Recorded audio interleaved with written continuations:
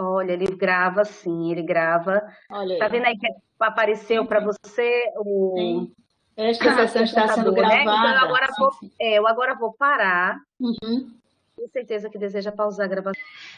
Pronto, então retornamos à gravação. Eu saí para ver se interrompia, mas não interrompeu, ela foi retomada. Sim.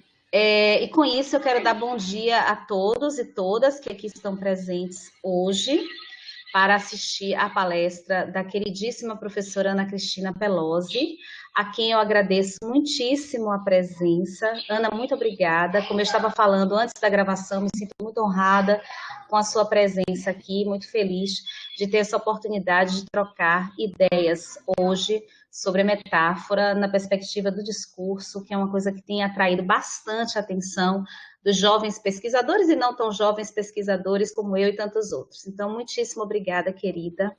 Fico muito feliz que esteja aqui hoje conosco.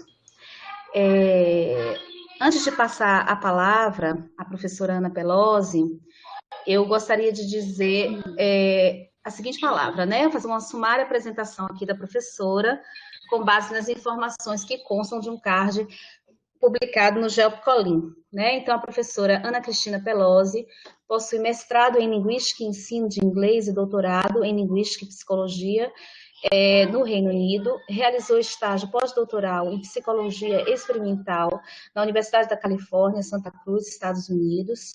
Atualmente é professora aposentada da Universidade Federal do Ceará, onde participa como colaboradora do programa de pós-graduação em Linguística. É líder do grupo de pesquisa sobre linguagem e pensamento, cognição e linguística, CNPq, Universidade Federal do Ceará, e consultora do grupo de estudos sobre linguagem, cognição e comunicação multimédia, do Centro de Linguística da Universidade Nova de Lisboa. Tem experiência em psicolinguística experimental, com ênfase em linguística cognitiva e linguística aplicada. Atualmente, seus interesses de pesquisa se voltam especialmente para o discurso.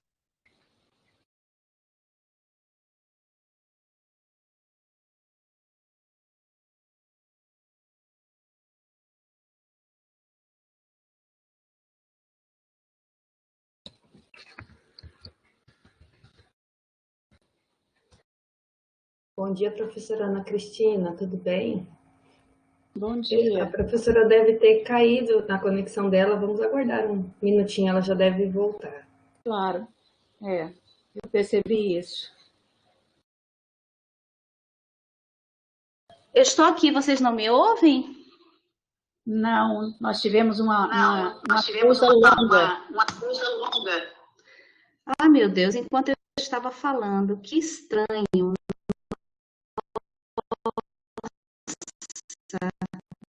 Professora Aurelina, seu microfone não está muito bom.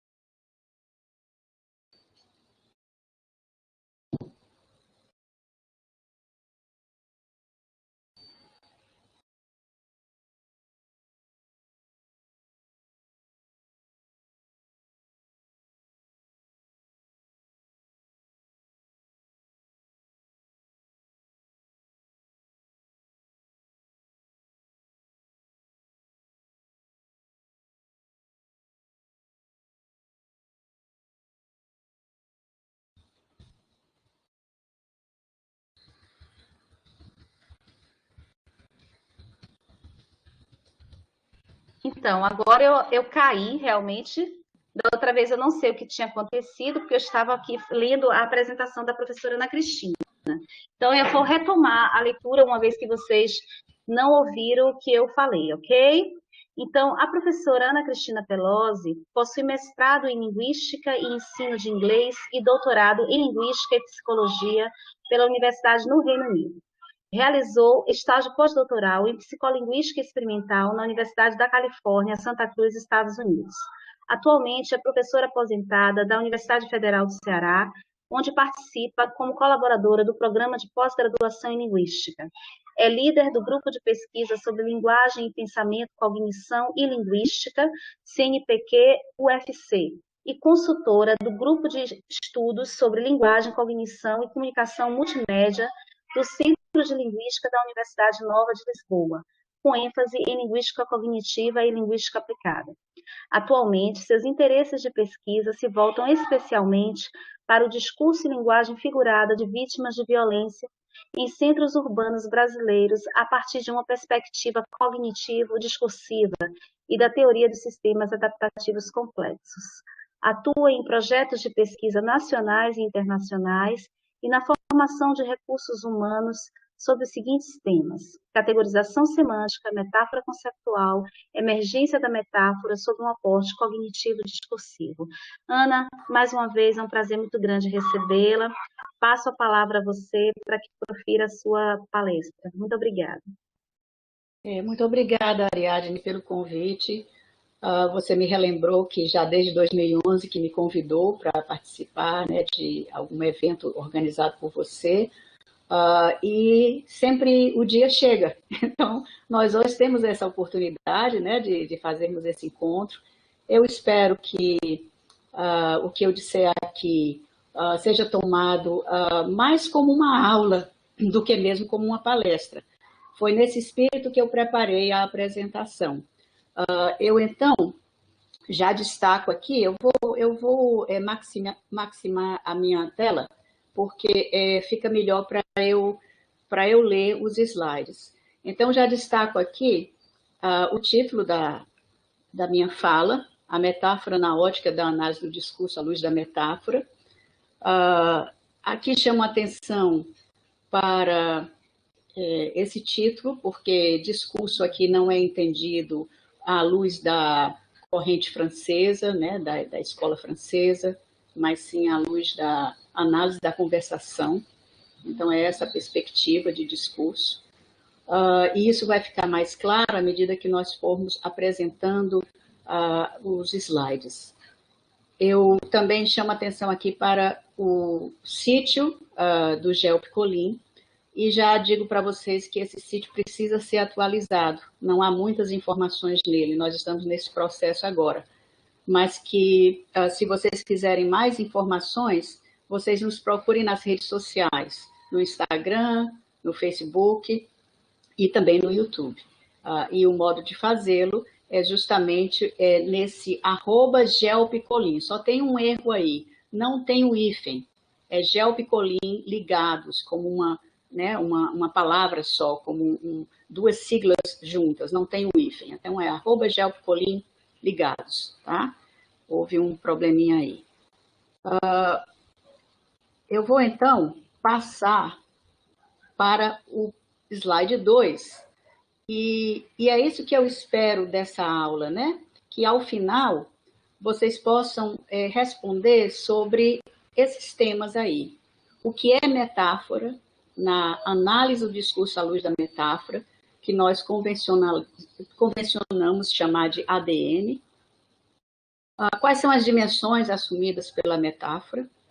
Faz-se necessário entender essas dimensões para que entendamos realmente o alcance dessa abordagem da análise do discurso à luz da metáfora. Também como a metáfora e discurso são compreendidos como sistemas adaptativos complexos dentro da ADM, o que é a metáfora sistemática e por que tudo isso importa.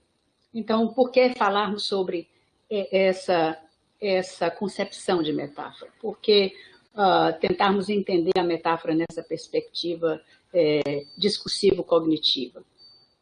Além do mais, para a segunda parte da apresentação, eu gostaria que vocês também pudessem entender como a abordagem da ADM pode ser empregada em uma aplicação de pesquisa.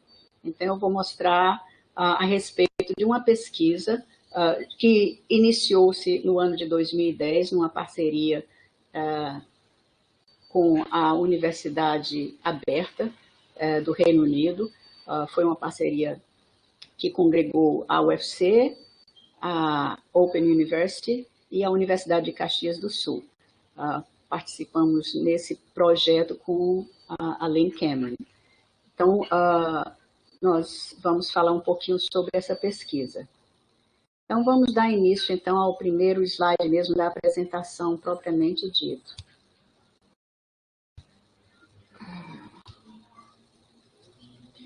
Então, comecemos com a pergunta: o que é metáfora e por que isso importa? Em termos bastante clássicos, né, pegando lá uma definição de 1945 de Burke, nós poderíamos simplesmente dizer que a metáfora é um recurso por meio do qual se vê uma coisa em termos de outra. Talvez, né, no âmago da definição de metáfora, essa definição seja útil, porque, de fato, quando falamos, né, metaforicamente, estamos concebendo uma coisa, ou entendendo, vendo, compreendendo uma coisa em termos de outra coisa. Então, essa definição é útil. Em termos operacionais, ela se faz relevante. Contudo, a metáfora é bem mais do que isso. Nós entendemos a metáfora como um poderoso recurso cognitivo-discursivo para a expressão de ideias, sentimentos, atitudes, crenças, valores, e por aí vai. Então, é interessante essa abordagem da ADM, porque ela vai justamente explorar isso, a metáfora como esse poderoso recurso, para entendermos, compreendermos melhor o que as pessoas têm em termos de ideias, seus sentimentos, suas atitudes, suas crenças, etc. Desse modo, para compreender a metáfora e seu uso na língua, é necessário se teorizar a respeito de como esse processo ocorre no âmbito do discurso e detalhá-lo em termos técnicos. Isso envolve uma descrição metodológica de base empírica. Então, vamos em busca de dados empíricos e utilizamos uma metodologia rigorosa para justamente podermos propor, né, como a metáfora emerge no discurso, embora ela possa estar ancorada em bases cognitivas, né? E essa é a meta primordial da análise do discurso à luz da metáfora. Em inglês, Metaphor-Led Discourse Analysis, uma abordagem desenvolvida por Cameron e a sua equipe de pesquisadores. Quais são algumas das dimensões de atuação da metáfora? A metáfora é entendida em termos linguísticos.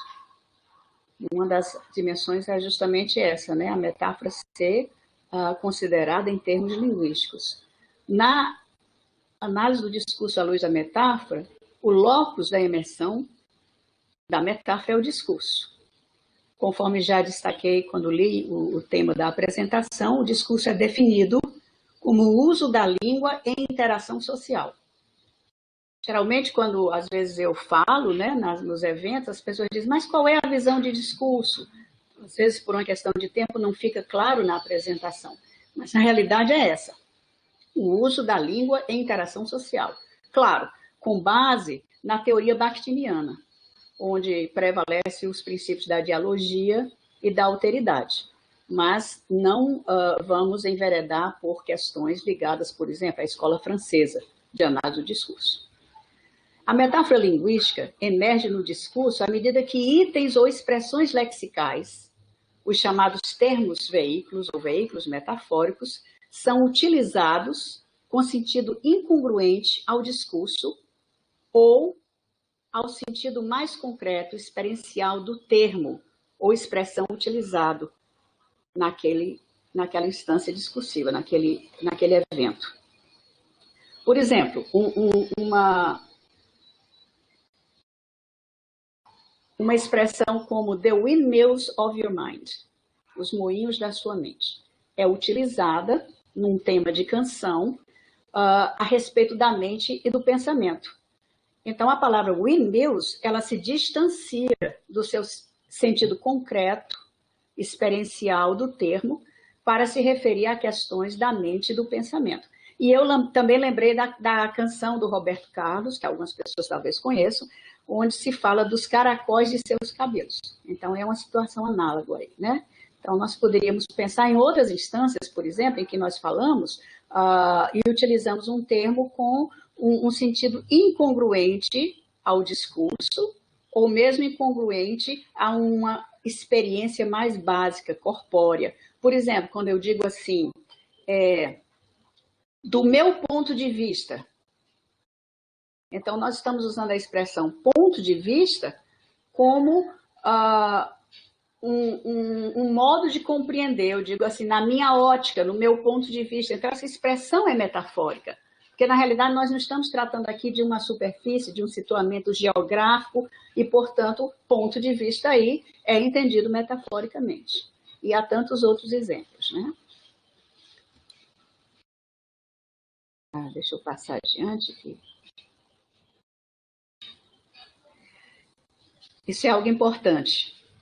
A metáfora linguística é compreendida e descrita em termos de veículos metafóricos, juntamente com seu referente ou tópico, explícito ou implícito.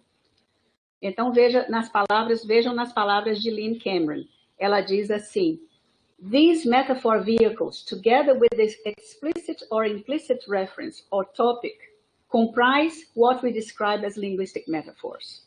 Então, lá na página 85 do capítulo 5 do livro Metaphor Analysis, ela diz justamente isso, que são os veículos metafóricos, juntamente com o seu referente, explícito ou implícito, o tópico, que constituem o que eles, no caso nós, porque eu também abraço essa abordagem, descrevemos como metáforas linguísticas.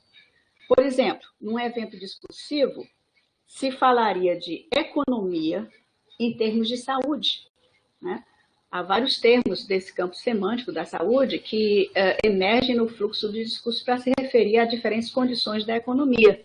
Por exemplo, a gente fala sobre a economia está doente, a gente fala sobre a necessidade de recuperá-la, a gente fala sobre medidas emergenciais para tratar das questões econômicas. Então, isso aí são, né, modos de um domínio ser utilizado para falar sobre o outro. E isso aí seria justamente essa relação entre veículo metafórico e tópico, o que se chamaria, dentro de uma emergência discursiva, no caso, metáfora linguística, né? E nós temos outro exemplo, por exemplo, da violência ser descrita em termos de doença, né? Mas em tudo isso, não haveria a pressuposição de mapeamentos entre domínios, como pressupõe a TMC. Só para me fazer mais segura, vocês estão me ouvindo? Sim, Ana, eu estou ouvindo, acredito que eu também. Ariadne, eu procurava justamente aqui para ver se tinha alguma mensagem sua, porque eu já fico sem saber exatamente o que está acontecendo, né? Mas ótimo receber esse feedback. Muito bom. Então, vamos adiante. Acabei rezando ao próximo slide. Em termos corpóreos, a metáfora também tem, né, um lugar nessa perspectiva, envolvendo gestos e posturas. A linguagem utilizada nas interações sociais vem acompanhada por gestos, olhares, movimentos da cabeça e do corpo, e a metáfora pode emergir também nessas formas de expressão, né? Às vezes a gente, né, um exemplo que eu costumo dar, às vezes a gente diz assim, bom, eu fui àquela conferência, mas olha, a coisa passou por aqui. Então você faz esse gesto com a cabeça, mostrando que nada penetrou na sua cabeça. Então isso aqui é um gesto metafórico, né? Ou então você diz assim, eu já estou por aqui com essa pessoa. É uma outra expressão metafórica, né? O corpo sendo conceptualizado como um recipiente, você já está num ponto quase de, digamos assim, de não aguentar mais aquela atitude ou aquele comportamento da pessoa. Você diz, então, que está por aqui com a pessoa, né? Ou você diz assim, eu fui obrigada a engolir o que ele me disse. Novamente, aí nós temos uma metáfora, e supostamente uma primária, quando Brady fala sobre aceitar é engolir, né? Mas aqui eu trouxe um outro exemplo, a frase take a deep breath, né? Inspire profundamente. Embora já convencionalizada, pode ativar memórias do processo físico de se respirar profundamente, de modo a ganhar forças para lidar com uma atividade extenuante, mas é usada metaforicamente para se referir a ganhar forças em outras situações. Então, quando você fala sobre situações que envolvem, né, estresse psicológico e outros campos que não têm a ver com a força física, você também pode usar a expressão eu tive que respirar fundo. Então, nós vemos aí a base corpórea, né, incidindo sobre a expressão metafórica. Em termos afetivos, nós entendemos que os veículos, os termos veículos, ou os veículos metafóricos, a miúde refletem avaliações, atitudes, valores e perspectivas, né, além de crenças. Embora uma única metáfora linguística, ou, né, que podemos entender como o conjunto de termos veículos, possa não nos dizer muito sobre afetos, padrões de metáforas emergidas ao longo de episódios de interação social podem revelar atitudes ou emoções de participantes em tais interações. A Lynn Cameron trabalhou com a fala de professores em sala de aula, na interação professor-aluno. Inclusive, a tese dela foi sobre isso. E ela, então, fala que os professores, ao invés de dizer, olha, eu vou apresentar para vocês uma informação difícil, eles modelavam a sua fala, né, modalizavam pelo uso de metáforas e diziam, bom, eu vou dar a vocês um pouquinho de informação a respeito disso. Então, eles faziam isso na tentativa de tornar o processo ensino-aprendizado, né, mais, digamos assim, mais fácil de ser aceito, mais fácil de ser internalizado pelo aluno, né? Então, esse acesso que nos possibilita a abordagem da ADM a emoções e atitudes das pessoas por meio das metáforas linguísticas é algo promissor dessa pesquisa, porque nós vamos lá na evidência do discurso para tentar entender, né, a respeito de atitudes e crenças e sentimentos das pessoas envolvidas naquela situação, naquele episódio de discurso. Em termos socioculturais, essa abordagem entende a metáfora como uma emergência resultante da interação social, através de diferentes escalas de tempo. Então, por exemplo, estudando a comunidade de prisões, Cooper fez um trabalho, né, com data de 1986, onde ele mostra que há metáforas que são compartilhadas entre membros de grupos de prisioneiros que se instituíram ao longo do tempo dentro dessas comunidades discursivas. Então, isso é outro, né, digamos assim, fator, outra dimensão que incide sobre a metáfora, o seu status em termos socioculturais. Como a metáfora pode se tornar convencional dentro de uma determinada comunidade discursiva. Quando eu estava preparando aqui a apresentação, eu pensei, né, entre as gangues, eles falam, por exemplo, em alguém virar presunto, né, eu sei que é um termo chato de se falar, mas, enfim, se fala sobre a pessoa ser apagada, e isso aí são termos metafóricos, se tornam parte daquela comunidade discursiva, né?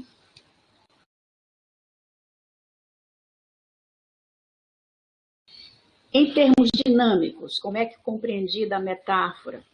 Bom, o objeto de interesse da ADM não são as metáforas linguísticas isoladas, mas a trajetória de metáforas interconectadas e os padrões de sentido que tais padrões refletem ou produzem.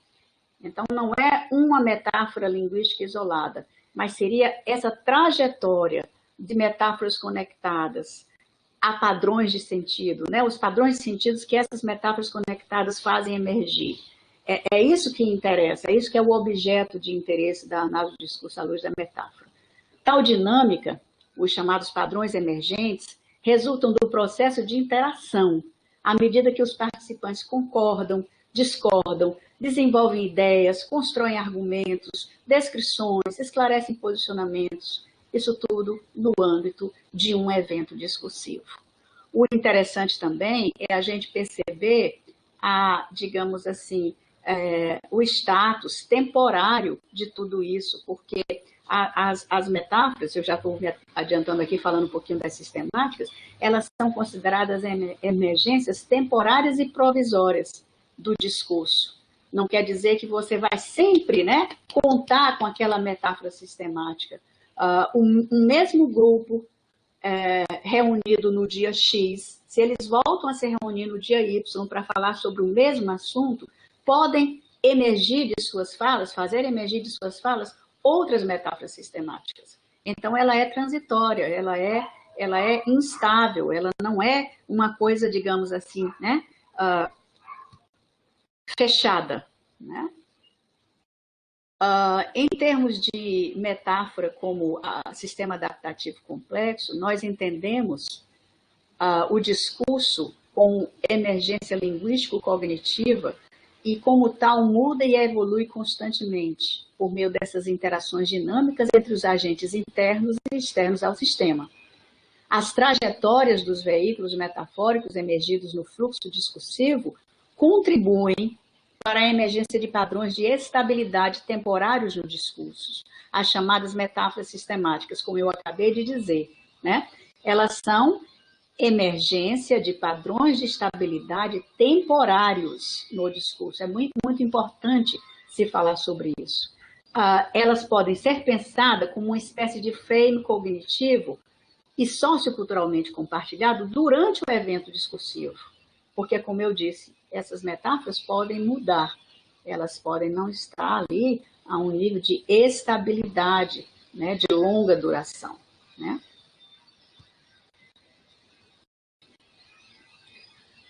Então, como o sistema é complexo, um evento discursivo não é linear, não é autocontido, mas sofrerá mudanças, se adaptará, evoluirá constantemente por meio de interações dinâmicas entre os agentes externos e internos ao sistema. Sob essa ótica, a metáfora será uma emergência provisória e situada, conforme já dito, né? Uma estabilidade temporária do evento discursivo.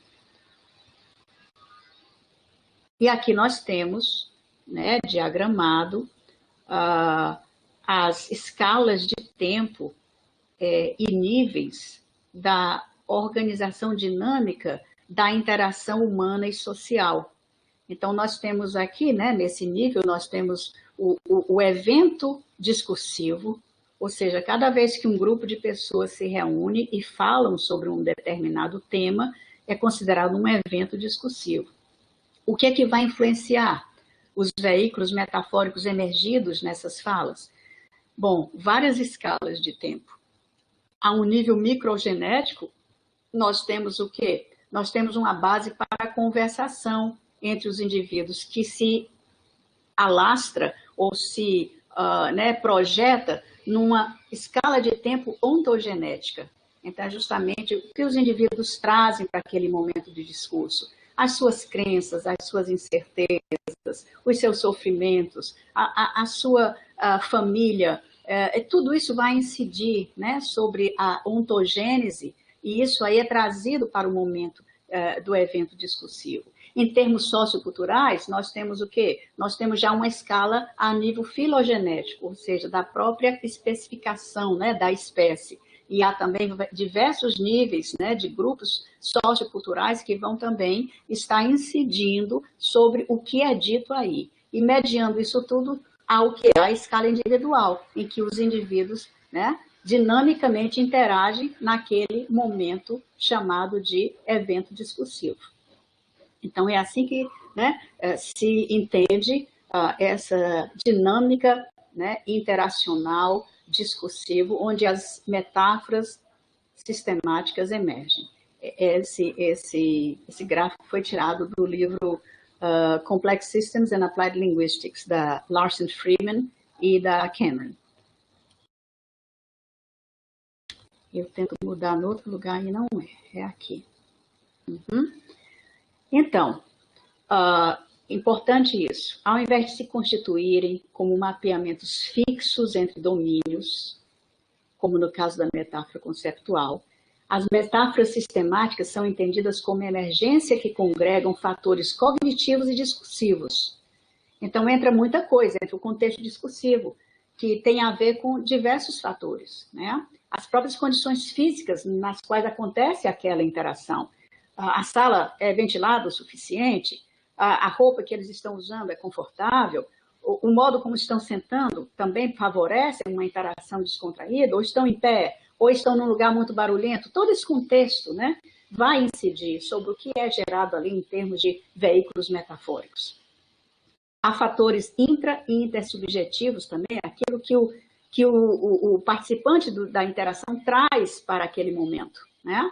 E como aqueles fatores vão se mesclando e se auto-organizando nessa inter-relação. Portanto, não são apenas do indivíduo, mas também são intersubjetivos, são entre indivíduos, né? Os fatores corpóreos, culturais, sociais, históricos e vários outros. Assim, eu quero até voltar aqui para esse slide, porque eu quero falar um pouquinho mais sobre essa questão dos mapeamentos fixos. Eu acredito que um dos slides, ou dois que eu ia apresentar, parece que sumiram aqui, eu não sei como aconteceu, mas eu quero abrir aqui um parênteses para dizer o seguinte. Qual é o posicionamento dos apoiadores da abordagem do discurso à luz da metáfora a respeito de mapeamentos? Bom, citando as palavras da Lynn Cameron, né, eu posso dizer o seguinte, que a teoria da metáfora conceptual é aceita como uma fonte de inspiração para se entender que, na realidade, existe uma sistematicidade ao se falar de domínios diferentes da experiência humana. Então, por exemplo, podemos falar, novamente trazendo o campo da saúde, podemos falar do mercado financeiro em termos de saúde, mas isso aí não constitui necessariamente mapeamentos de domínio-alvo para domínio-fonte, conforme a teoria clássica Lakofiana, né, da teoria da metáfora conceptual. Então, a teoria da metáfora conceptual é entendida apenas como fonte de inspiração e não como a única verdade para a explicitação, né, e a compreensão dos fenômenos metafóricos. Eu acredito que esse slide não apareceu, mas ele fazia parte dos slides do início da apresentação. Então, eu quis dizer isso porque, às vezes, as pessoas querem estudar metáfora sistemática em termos de mapeamentos. Isso não tem lugar na teoria. O que nós dizemos é que determinada emersão, determinado, né, ponto de estabilidade do sistema, que constitui a metáfora X ou Y, parece estar ancorado em questões cognitivas, parecem estar sendo, né, de certa forma, digamos assim, moldados a partir da metáfora de, por exemplo, a metáfora supostamente conceptual de compreensão em termos de visão. Mas paramos por aí. Não vamos tentar encontrar mapeamentos, porque essa não é a questão, né, em que acreditamos, né, na que nós nos posicionamos. E na realidade, o que está incidindo na emersão da metáfora são fatores de ordem cognitiva e discursiva, né, que envolve tudo isso que nós falamos agora há pouco, sobre o contexto, os fatores intra- e intersubjetivos, a cultura, a sociedade, a história de vida dos indivíduos e por aí vai. Bom, então, entendemos a metáfora, nessa visão da metáfora, do discurso à luz da metáfora, como um fenômeno multifacetado, que emerge a partir de vários outros fenômenos. Ela pode nos informar sobre o outro, ou seja, o que o outro pensa, quais são as convenções socioculturais aceitas ou rejeitadas, quais os preconceitos, quais as suas crenças, os seus valores, as suas atitudes. Para tanto, é necessário que dados de fala sejam pesquisados para que a identificação da função da metáfora do discurso possa ser analisada. Então, partimos dos dados para daí construir, né, como um passo teórico-metodológico do pesquisador, uma proposta de rotulação para aquelas, né, para aqueles, digamos assim, veículos que se movimentam ao longo do processo de emersão da dita metáfora, né? Então, para a segunda parte da apresentação, eu trouxe aqui uma aplicação dessa abordagem da teoria da análise do discurso à luz da metáfora. E eu te pergunto, Ariadne, você quer fazer agora um momento de, talvez, discussão, ou nós vamos adiantar um pouco mais e já concluir esses slides, deixando a discussão para o final? Como você preferir, Ana, como você achar melhor. Certo. Bom, talvez seja melhor a gente continuar, porque eu agora vou mostrar exatamente como é que nós procedemos nesse nosso projeto, que iniciado em 2010 ainda é o projetão, né, o projeto que abrange, o projeto Guarda-Chuva, que abrange várias das pesquisas que são feitas no âmbito do GELP-COLIN. Então, eu vou continuar, e aí no final a gente abre para uma sessão de perguntas e respostas, né? Certo. Bom, esse tema, metáfora e empatia e a constante ameaça de violência urbana no Brasil, foi um tema, né, que surgiu a partir dessa parceria, que foi iniciada em 2010 entre a Universidade Aberta, né, do Reino Unido, a Open University, a Universidade Federal do Ceará e a Universidade de Caxias, representadas especificamente pela professora Lynn Cameron, na Open University, por mim, na Federal do Ceará, e pela professora Heloísa Feltz, em Caxias. Então, vamos adiante. Esse projeto, essa pesquisa, constituiu-se como um projeto, ou um subprojeto, de um projeto maior, que se intitulou, em inglês, Convivendo com a Incerteza, Metáfora e a Dinâmica da Empatia no Discurso. Foi coordenado pela professora Lynn Cameron, na época professora de Linguística Aplicada. Vamos dizer professor, né? Porque há uma diferença muito grande conceptualmente quando se fala professor e não professora. Professor significa que ela está para além ou acima, né, de doctor, né? Então, a professora titular da Linguística Aplicada, do Centro de Linguagem e Comunicação da Universidade Aberta de Milton Keynes. Lá no Reino Unido, ele foi financiado pelo Research Councils, e a chamada que atraiu diversas propostas foi intitulada Incertezas Globais, Segurança para Todos no Mundo em Mudança. Global Uncertainty, Security for All in a Changing World. Foi contemplado, né, o projeto, a parte do projeto tomada ao cargo da Lynn Cameron, lá por essa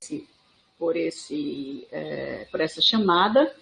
E aqui no Brasil nós tivemos o apoio, por meio do edital universal, da Fundação Cearense de Amparo à Pesquisa. Então aqui, na UFC, ele foi financiado pela FUNCAP. Mas assim, as viagens internacionais que fizemos por conta do projeto foram financiadas por esse projeto maior da Inglaterra.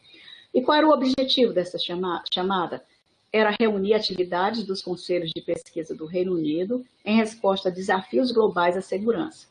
Eles queriam entender, né, ou queriam, com os dados advindo das várias pesquisas aprovadas, eles queriam ajudar os governos, empresas e sociedades a melhor predizer, detectar e prevenir ameaças à segurança. Então, era essa a proposta.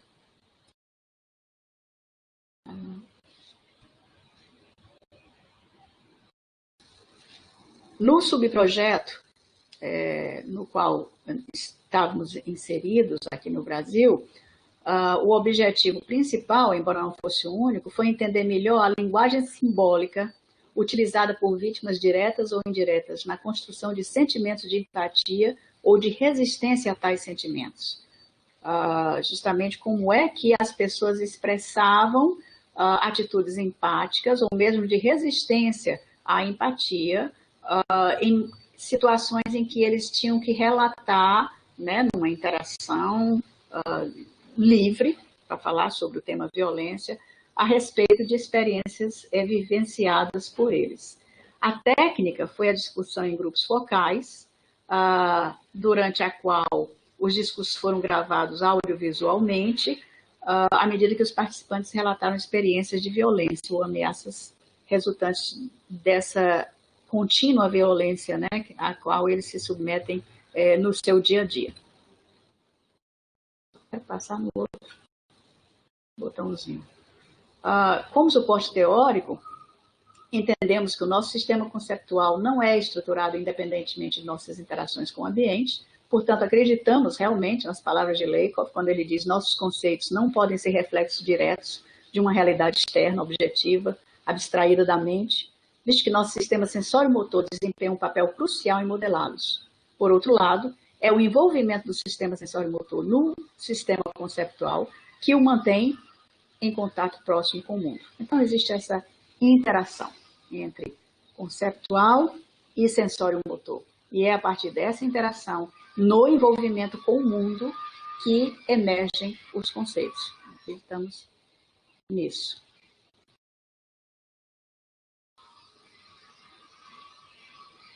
Embora acreditemos que a base conceptual dos conceitos, em geral, e mais especificamente nas ideias e crenças que moldam conceitos relativos à violência, não entendemos, então, embora acreditemos na base experiencial de conceitos, não entendemos a emergência da linguagem criativa como uma mera instanciação de processos descendentes, né, da cognição ou do pensamento para a linguagem. Adotamos uma abordagem baseada na dinâmica do discurso, na qual a conexão entre metáfora linguística e metáfora conceptual é uma de interação entre linguagem e pensamento. A Lynn Cameron, inclusive, usa a expressão thought and language, né? E ela faz essa expressão, ela coloca essa expressão em itálico e usa-se hífens, e ela diz que é justamente para mostrar a inseparabilidade, né, de pensamento e linguagem. Então, nós não podemos dizer, um está acima do outro. Então, nessa perspectiva dinâmica da relação entre pensamento e fala, consideramos que as palavras que as pessoas falam e a linguagem que utilizam no discurso são fluidas. Verbalizações provisórias e tentativas de ideias que podem, elas próprias, ser igualmente fluidas e provisórias. As circunstâncias do discurso no qual os falantes estão envolvidos influenciarão ideias e atitudes, assim como aquelas de outros participantes. Então, são, né, situações que nós não podemos prever. Se eu reúno um grupo para falar sobre um determinado assunto, a gente não tem a mínima ideia de que temas surgirão. A gente pode ter alguma ideia, digamos assim, como se diz em inglês, rough ideas, ou seja, ideias bem básicas, por causa talvez do momento político, por causa da situação econômica do país, por causa de determinadas linhas, né, ideológicas de afiliação partidária, mas nós não temos como predizer sobre o que as pessoas falarão. Então, realmente, as palavras são verbalizações provisórias, tentativas, né, que podem expressar as atitudes e ideias dos falantes, mas também que são essas próprias atitudes e ideias moldadas, de certa forma, na interação discursiva.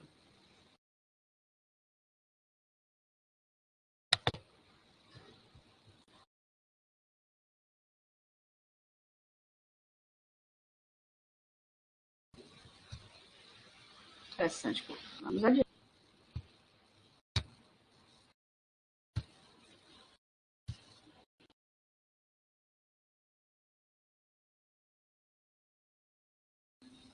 Então, com base no que nós dizíamos, eu consigo aqui localizar o slide que eu gostaria de apresentar agora.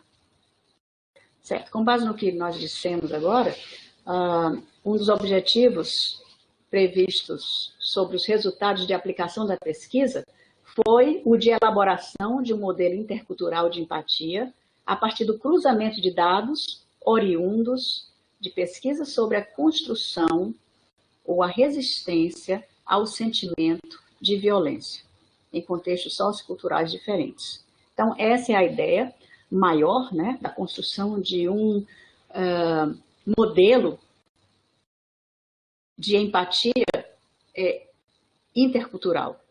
As bases do modelo estão delineadas em Cameron, 2010, e são diagramadas a seguir. Então, nós temos aí, eu vou novamente estender a tela para eu poder ver melhor. Então, nós temos aí o que entendemos por empatia, que é a tentativa de imaginar uma visão de mundo não compartilhada por você, e que para a geração, eu não gosto de usar a palavra geração, para gerativismo, não, para a emersão da empatia, são necessárias condições iniciais para a criação desse modelo. Ou seja, você teria, de um lado, você e os seus próprios grupos, você teria do outro lado o outro e os outros grupos. E deveria haver condições iniciais para que se construa empatia. E a empatia se daria em diferentes níveis. Por exemplo, há a empatia automática. Essa daí não é difícil de se ter, porque todos nós nascemos com essa capacidade. Vemos uma pessoa sangrando, ou vemos uma pessoa se cortando, e quase que sentimos na pele o sofrimento daquela pessoa. Muitas pessoas chegam a se arrepiar, não é? Dizem assim, quando vem uma pessoa em sofrimento, devido a um ferimento muito grave, coisas dessa natureza. Isso aí é empatia empática, faz parte do nosso sistema, né?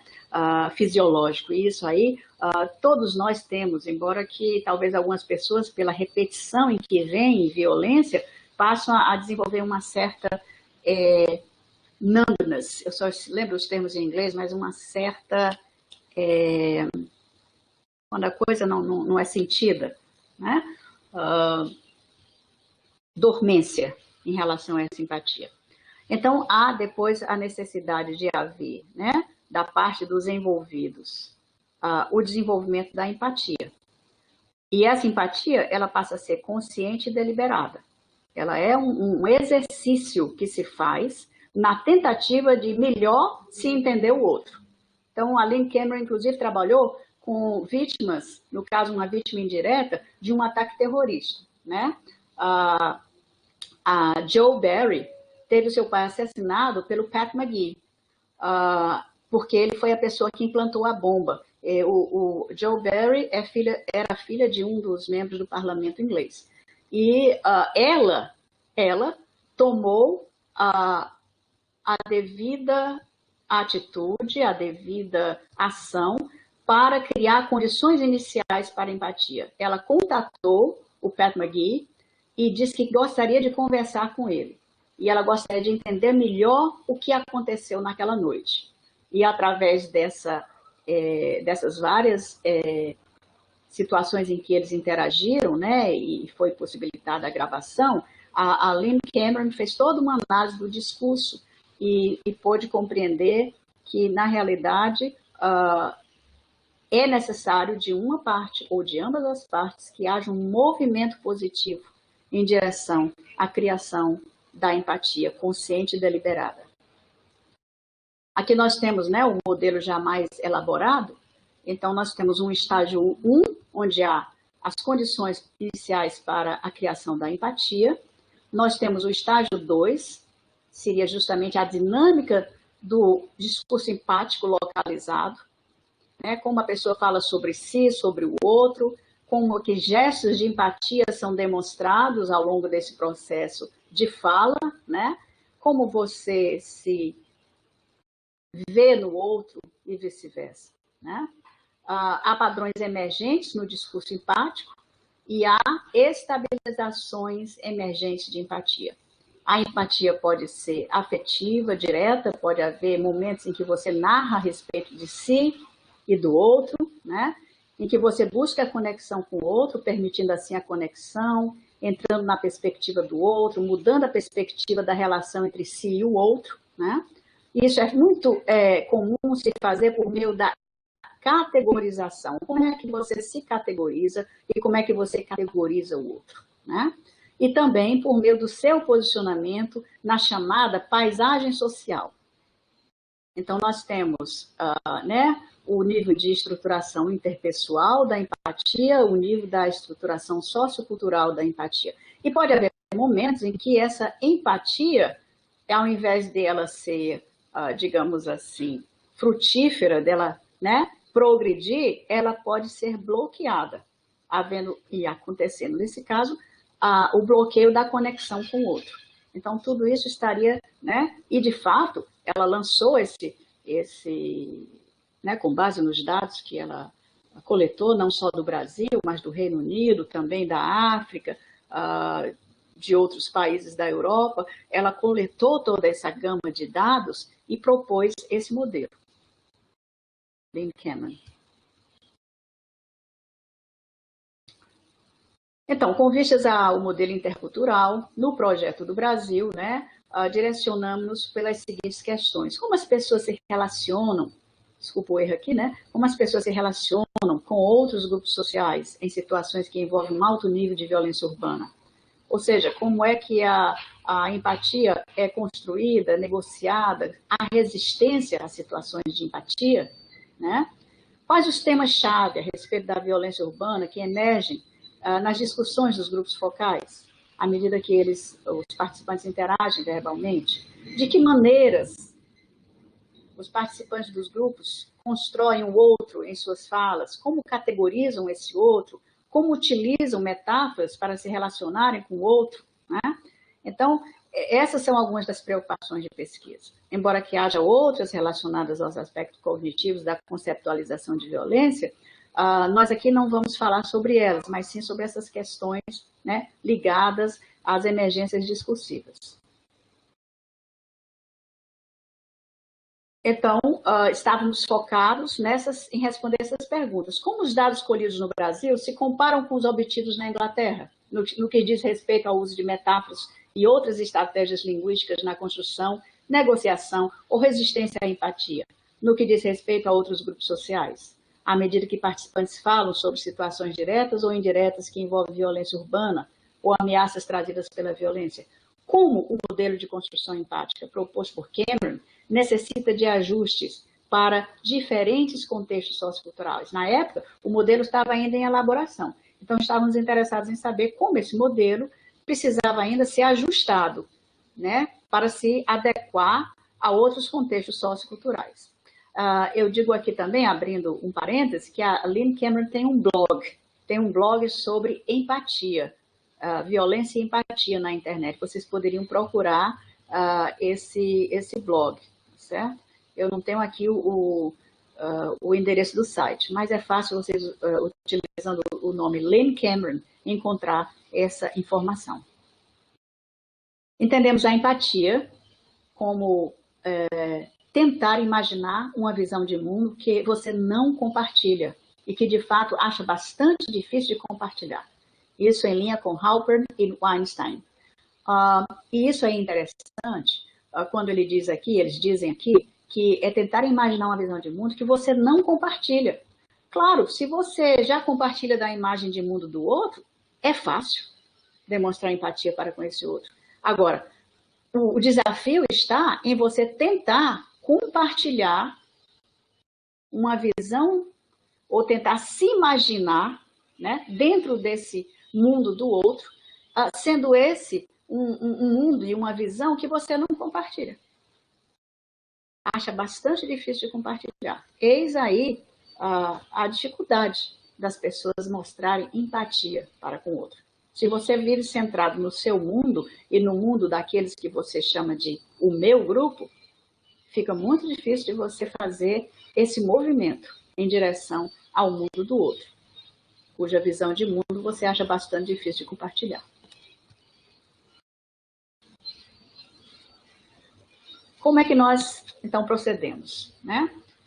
Nosso interesse foi na identificação de palavras ou expressões que pudessem sinalizar para os modos como as pessoas especificam e se conectam com outros, ou como elas amontoam as pessoas e se distanciam delas. Dividem grupos de pessoas entre os do bem e os do mal, né? Aqui eu não coloquei, mas na verdade era os do bem e os do mal, faltou a palavrinha aí, com o objetivo de se conectarem ou se distanciarem de tais grupos. Porque isso é muito presente também nas expressões que as pessoas usam, né? Sou eu e o meu grupo. Então, é a gente. O outro são aqueles. o povo, né? Também como as pessoas vão justamente se situar e situar os outros na metáfora da paisagem social. Então, há metáforas de posicionamento. Há as pessoas deste lado, as pessoas que estão do meu lado, e há aquelas em oposição que estão do outro lado, que estão do lado de lá. Existe a questão da proximidade e da distância, da conexão e da separação. E estávamos também interessados em entender como se dá a emergência da incerteza e do conflito psicológico. O que deveria estar distante chega muito perto e se constitui uma ameaça, né? A coisa já está ali na tua cara. Às vezes a gente se sente um pouco realmente, digamos assim, constrangidos quando a gente está no semáforo e chegam as pessoas e se aproximam muito da janela do nosso carro para solicitar uma ajuda, né? A gente fica logo com medo. Será que essa pessoa tem uma arma? Será que ela vai tentar quebrar o vidro? E isso aí é interessante ver como é que isso aí emerge na fala dos participantes.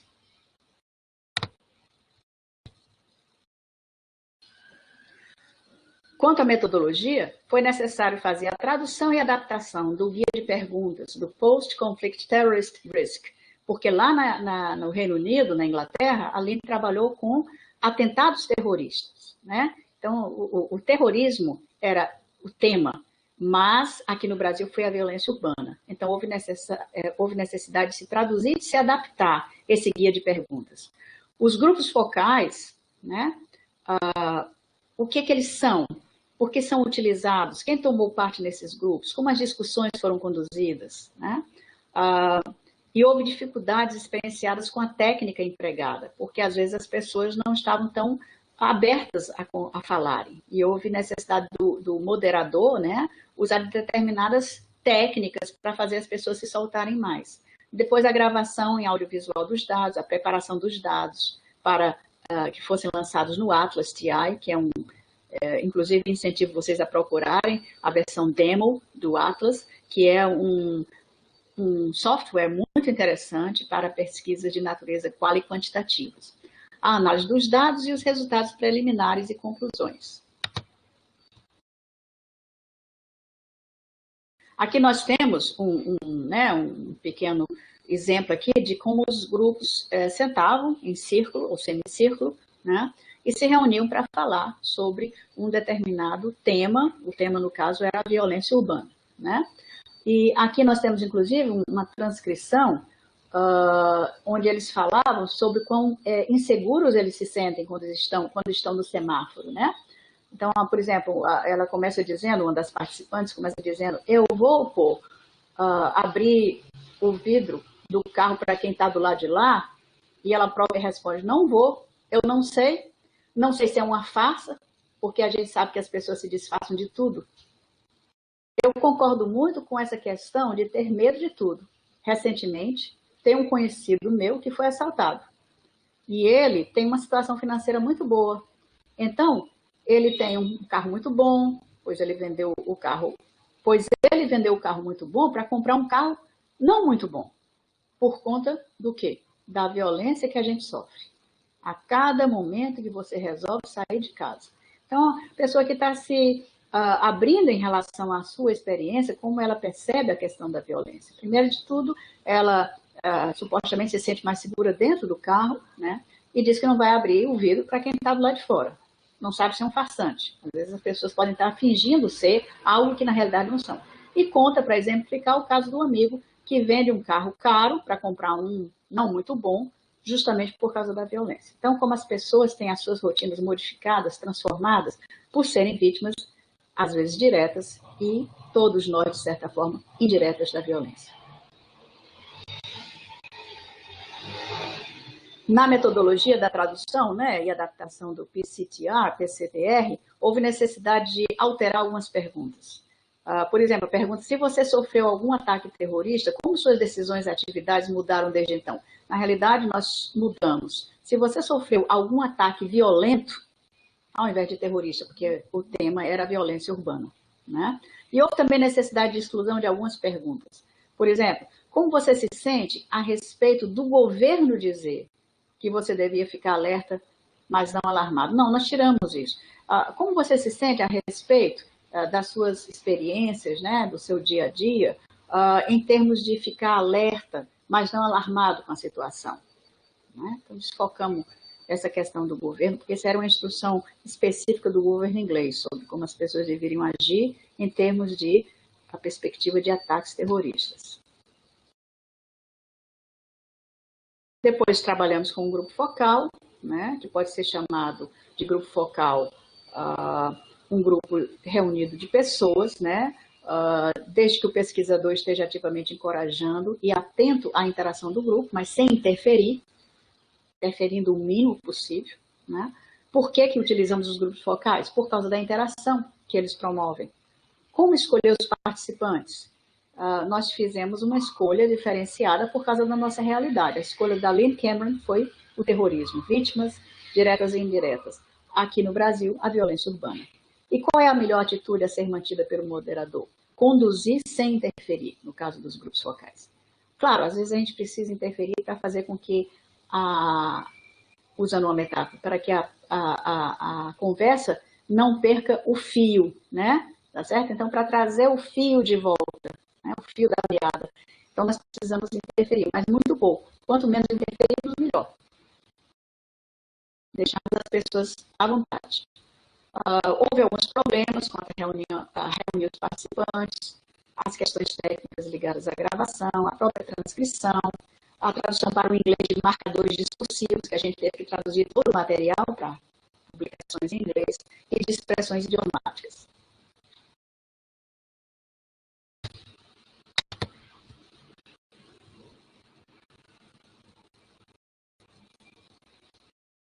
Depois, a gente entra aqui em todo o processo que foi necessário ser tomado em termos de passos da metodologia da pesquisa. Como preparar os dados para o uso no Atlas. Né? Então, teríamos que, de fato fizemos, ouvir todo o evento discursivo, tantas vezes quanto necessário, para transcrever o discurso dos diferentes participantes. E ainda fazer uma revisão por pares daquelas anotações do discurso para ver se os pares concordavam. Quebrar o discurso dos participantes em unidades entonacionais simplificadas, né? Pausas, interrogações, finalizações, tudo isso tinha uma anotação e em alguns capítulos e artigos que eu escrevi, venho delineando ali o que significa os 3 pontinhos, o que significa o sinal de exclamação ou de interrogação nessa anotação utilizada. Colocar a tradução para o inglês do discurso dos participantes em blocos, após sessões das falas de cada participante. Então, nós tínhamos que ler o discurso em português, depois traduzir para o inglês, justamente para tornar aquela informação acessível aos nossos colegas na Inglaterra. Numerar as linhas apenas do texto em português, adicionar as informações úteis no topo da página, a data, os participantes, o local, outros dados biográficos. E, finalmente, aí estava o trabalho, né, pronto para lançamento no Atlas. E no Atlas nós teríamos que ter um outro momento, vocês podem também, na demo, você pode entender como utilizar o Atlas, mas o Atlas favorece a identificação e a rotulação, por meio de codificação, dos veículos metafóricos, das supostas metáforas conceptuais que estão na base para a imersão das metáforas sistemáticas, também a categorização dos esquemas imagéticos sinestésicos, que também nos interessavam, e por aí vai. É um software muito interessante, recomendo bastante que vocês deem uma olhada e se familiarizem, dependendo do teor da pesquisa de vocês, é bem interessante aprender mais sobre o Atlas. Bom, aqui eu acho que eu vou dar uma puladinha, porque a gente já mais ou menos falou sobre isso, sobre a necessidade de ler todo o evento, analisar a estrutura do discurso, quebrar as falas em sessões menores e descrever o que está acontecendo em cada uma daquelas sessões, fazer uma análise temática, né?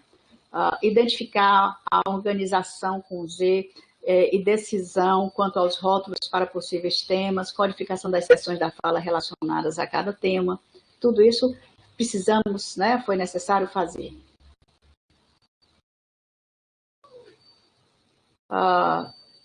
Quanto à análise metafórica, nós identificamos as metáforas e veículos metafóricos. Depois, pela análise da evolução desses veículos no fluxo discursivo, identificamos algumas metáforas sistemáticas pelo agrupamento desses veículos.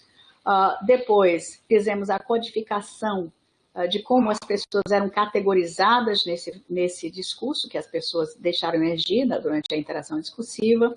Codificamos os marcadores sociais relativos ao outro, né?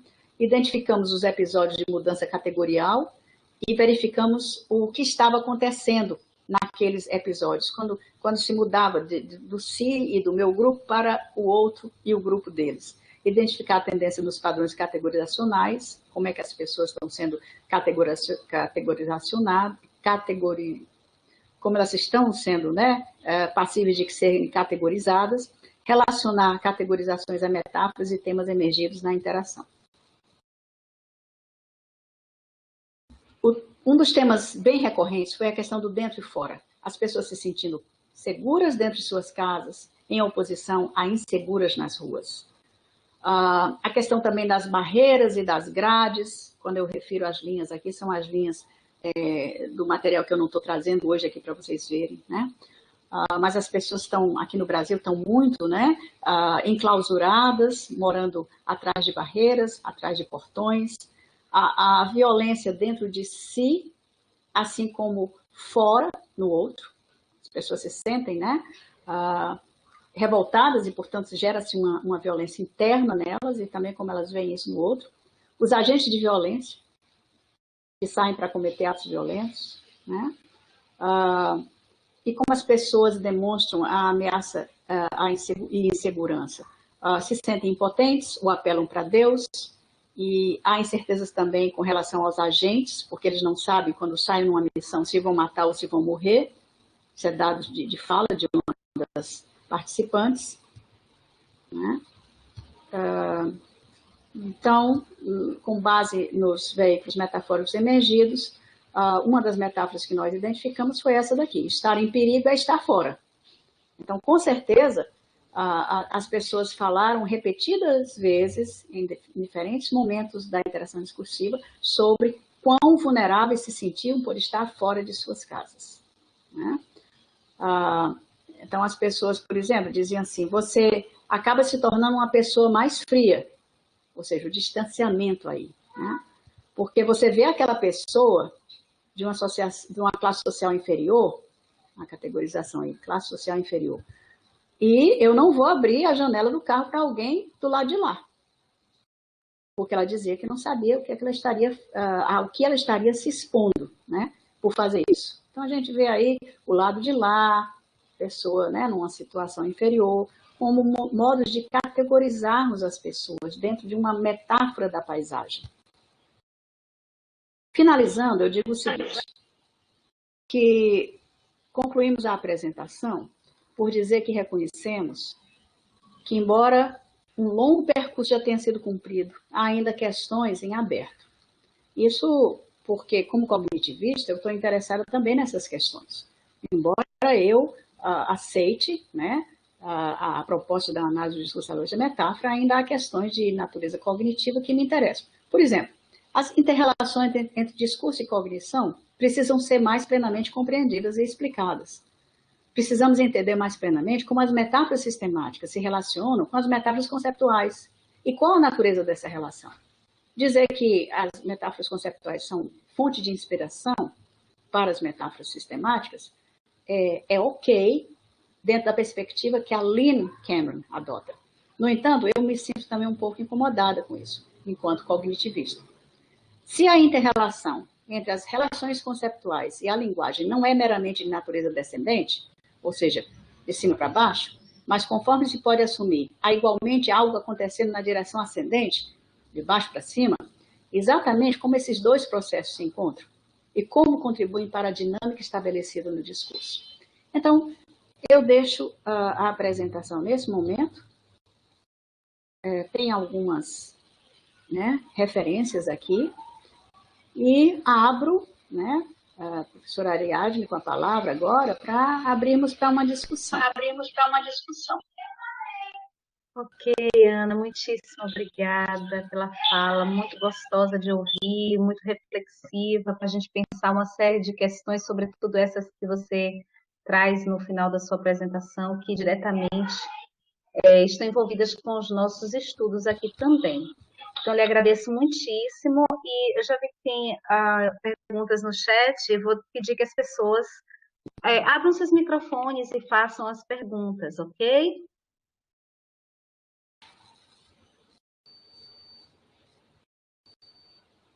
A Simone tem uma pergunta aqui, mas logo em seguida ela disse que eu já respondi.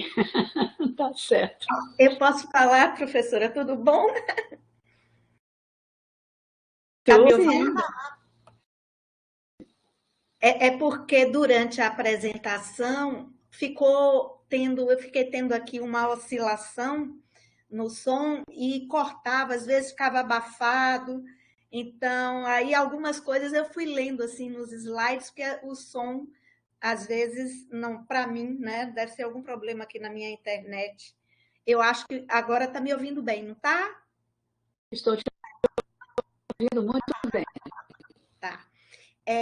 O que eu, durante ali que eu coloquei, né? Porque eu estava entendendo o padrão emergente como sendo a metáfora conceitual.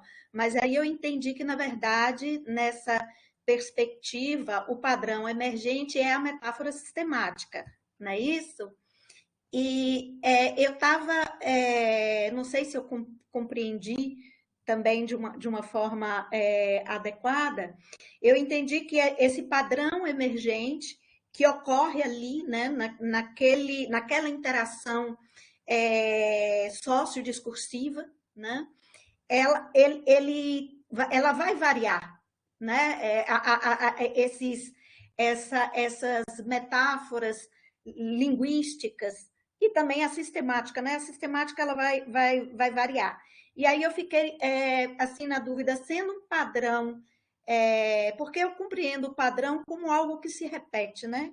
Que é constante. Então, como ela é vista como um padrão, essa metáfora sistemática, se ela está... Eu acho que Ana caiu.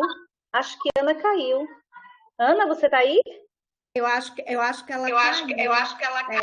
Vamos aguardar um pouquinho. O meu som não tá bom. Eu falo. Mas a gente te ouve perfeitamente bem aqui. Então é problema aqui da minha internet. Simone Poderosa nas praias de Patamares, aí o vento, ó. Estou gravando aqui, viu? Como é que é, Urandi? Você, poderosa nas praias de Patamares, o vento tá dando interferência na internet. Eu entendi assim, alguma coisa, praia, interferência do vento. O restante eu não ouvi. Escreva, Urandi, porque meu som hoje não está muito bom.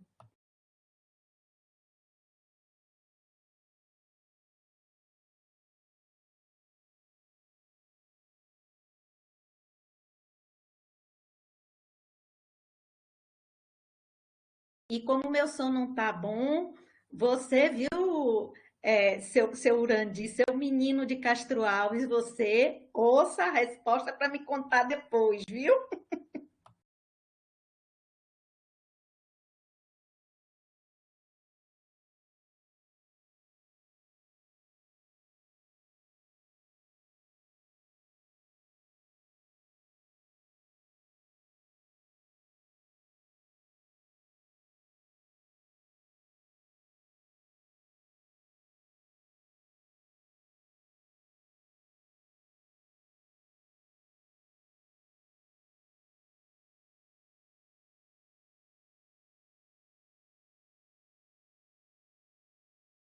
Simone?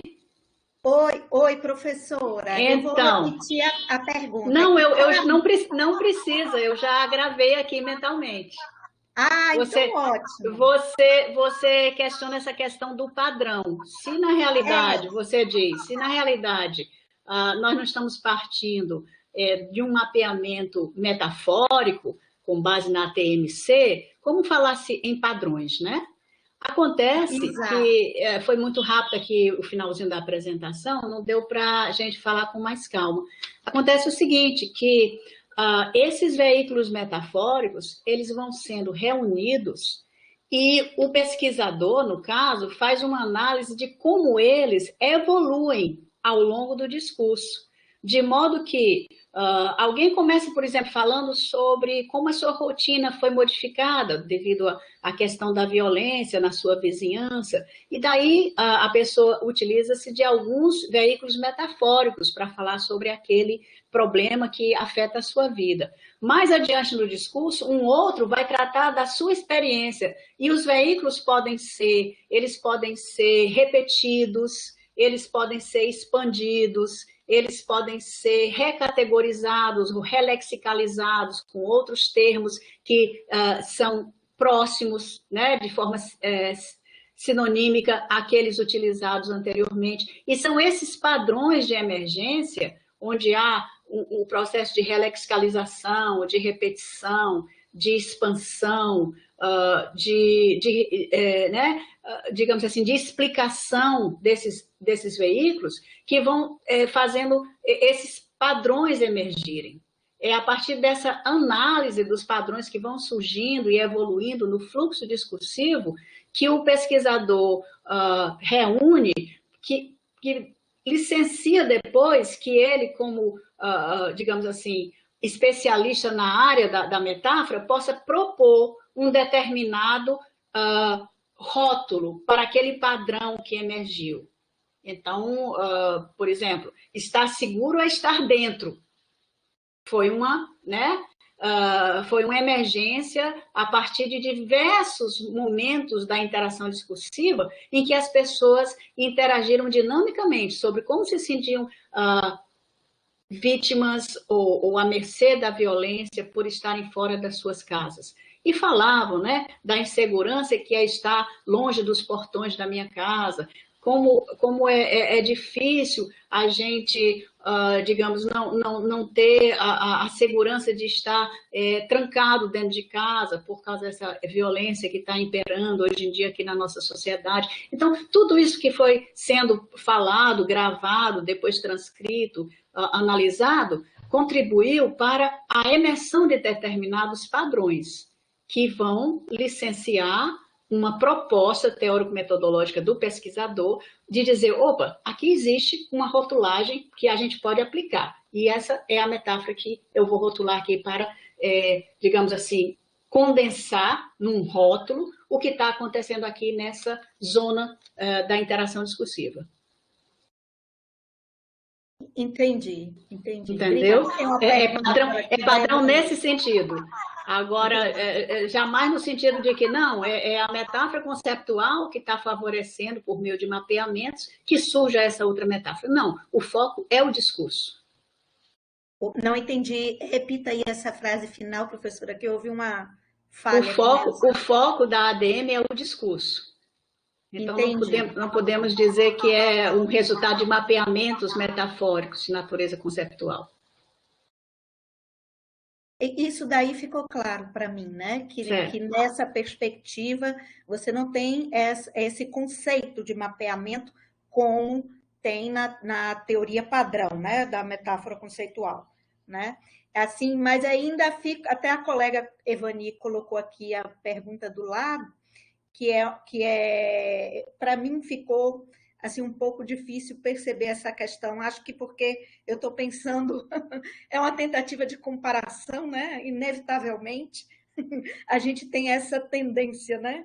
Então, assim, esses veículos metafóricos, que são as expressões, né? Metafóricas, como assim? Eu estou vendo ela como sendo, de certa forma, aquilo que vai estar permitindo, acionando esse padrão, né? Então, assim, mas ao mesmo tempo eu vejo que esse padrão ele também está ali, ao mesmo tempo refletido na linguagem, e é como se entre a expressão linguística e ela, porque na padrão a gente separa, né? Até a colega colocou aqui, se as metáforas Então, é possível que metáforas sistemáticas se transformem em metáforas conceituais. A Eva colocou aqui um paralelo, né? Ela pergunta isso, aí eu estou aproveitando e colocando aqui a pergunta dela. Olha, sim, na realidade, como eu dizia, né, num dos slides, a gente acredita nos processos top-down e bottom-up, nesse fluxo, né, de interação, cognição, discurso, discurso, cognição. Uma via de mão dupla. Não há uma, digamos assim, prioridade, primazia de um sobre o outro. Eles dois acontecem, interagem dinamicamente para fazer emergir a metáfora sistemática. Então, eu entendo a metáfora conceptual como uma maneira sistemática de se falar de um domínio conceptual em termos de outro. Isso aí pode estar influenciando, inspirando a emergência de alguns padrões do fluxo discursivo, certo? Então, é tão costumeiro se falar em termos de compreender, ver, ou seja, de compreensão em termos de visão, que as pessoas podem usar diversas metáforas sobre visão no discurso, e eu diria, enquanto cognitivista, que a base dessas interações que podem ser categorizadas como metáforas sobre visão dentro de um determinado episódio discursivo estariam pautadas pela metáfora compreender ver, mas sem querer me digamos assim, comprometer em fazer essa proposta de que há mapeamentos de A para B, num modelo bem analógico, em que A, B, C estaria para D, F, G, aqueles tracinhos, conforme a gente pode diagramar, sem pensar nisso, né? Porque, na realidade, não podemos nem pensar assim, porque isso não tem nada a ver com a natureza do cérebro, nem das nossas sinapses. Não, eu entendi. É porque aquilo que eu falei, né, em relação a essa tentativa de compreender, inevitavelmente, né, a gente vai buscando fazer paralelos para se situar, né, Pro? Sim, é ótimo que façam isso. Agora, é muito interessante, eu esperava muito que ela estivesse aqui, mas eu acho que ela hoje não está. Uma orientanda minha de mestrado que estava colocando muita ênfase nas conceptuais como sendo a base das sistemáticas. E eu li o projeto dela, né? Isso eu já tinha conversado com ela, mas sabe, uma coisa é a gente conversar, outra coisa é a leitura que o aluno vai fazer. Aí eu disse, opa, peraí, não, você não pode afirmar isso. Você tem que moderar aí a sua fala. E até pedi para ela hoje estar aqui, mas acho que ela tinha outro compromisso, não está. Mas, enfim, é isso. A gente não pode se comprometer muito com essa questão dos mapeamentos, porque isso vai de encontro ao que a gente, enquanto analistas, né, dessa perspectiva, da análise do discurso à luz da metáfora, acreditamos sobre a natureza da metáfora conceptual. Certo, mas, assim, independente, vendo ela aqui, a metáfora sistemática, né, esses veículos metafóricos que estão ali, como a gente lida com essa questão, por exemplo, da criatividade? Porque na minha pesquisa, né, eu estudo metáforas multimodais e, como diz a Elizabeth L. Refael, quando a gente entra, né, nesse âmbito da multimodalidade, inevitavelmente a gente está dentro, né, também da criatividade, né? Então, como numa pesquisa, a partir usando essa metodologia, não sei se já fizeram, deve ter feito com certeza, no âmbito da multimodalidade, né? Eu trabalho com a verboimagética, capas de revistas. Então, como lidar com a questão da criatividade? Olha, na realidade, no discurso é tudo muito dinâmico. Claro que a gente não se senta bem comportadinho e fala com a cabeça parada e o corpo sem nenhum tipo de gesto. As pessoas ali na foto estavam bem estáticas, mas na realidade, durante toda a interação, houve muitos gestos sendo emulados ali para justamente significar também, não apenas a questão verbal, mas também de como elas se posicionavam enquanto corpos dentro daquela atuação discursiva, né? Então, até lembro mesmo de um participante que falou o seguinte, por ele professor negro, ele disse que chegou no ponto de ônibus e uma pessoa, e ele foi fazendo, ele foi gesticulando, uma senhora o olhou dos pés à cabeça e já foi logo trazendo a bolsa para junto do seu corpo. Então, ele mostrou-se ali bastante frustrado, ele dizia, como é que a pessoa, sem me conhecer, já coloca um julgamento ao meu respeito. No caso, né, a linguagem corpórea que a senhora usou foi justamente de insegurança, por achá-lo, talvez, né, como sei lá, um ladrão, um assaltante em potencial, com base justamente no que a gente tem falado aqui. Os preconceitos, as atitudes, as crenças que as pessoas trazem, né, quando interagem com outras pessoas. Então, quer dizer, eu não fiz, né, mas até tenho vontade de fazer, e um dos meus doutorandos está fazendo agora uma análise gestual, de como as pessoas se empenham nessas interações de grupos focais, e não apenas falam, também gesticulam. Elas, de certa forma, corporeamente emulam o que estão dizendo verbalmente. Então, isso aí é algo interessantíssimo. Você trabalha com imagens estáticas, mas também é muito interessante a gente ver isso aí em movimento, né? A gente vê justamente, eu fazer análise de vídeos, da linguagem que as pessoas também deixam transparecer pelo corpo, né? Mas, com certeza, eu acho que a metáfora sistemática, embora que o foco seja o discurso não é de um monte de pessoas que só falam com a boca e não fazem mais nada. Na realidade, o discurso envolve toda uma contextualização e interação do corpo no ambiente. Então, dentro dessa perspectiva também que a gente acredita que emerja, né, a metáfora sistemática. Obrigada, Pro. Nada. Ana, vou te fazer uma pergunta que me surgiu agora, diante da sua última fala. Sim. Se pensarmos nas crenças, nos estereótipos, preconceitos, haveria uma abordagem já no âmbito dessa proposta que vocês trabalham, de tratá-la? Se não, você considera viável pensar como um conjunto, um próprio modelo cognitivo idealizado das crenças, dos estereótipos, com base nos processos metafóricos e metonímicos, isso voltando para a abordagem mais tradicional? Eu acho, Ariadne, que a gente não pode, digamos assim, deixar a caixinha da teoria conceptual de lado, esquecê-la. Não. Na realidade, o que acontece no âmbito discursivo, acredito eu, tem como pontos de referência cognitiva justamente as questões conceptuais. Então, quando você categoriza o outro como, sei lá, X ou Y, com certeza, aquilo que você faz emergir ali por meio de talvez um veículo metafórico da sua fala, está, de certa forma, ligado a um modelo cognitivo que você tem daquela pessoa, daquele grupo ao qual ela pertence, né?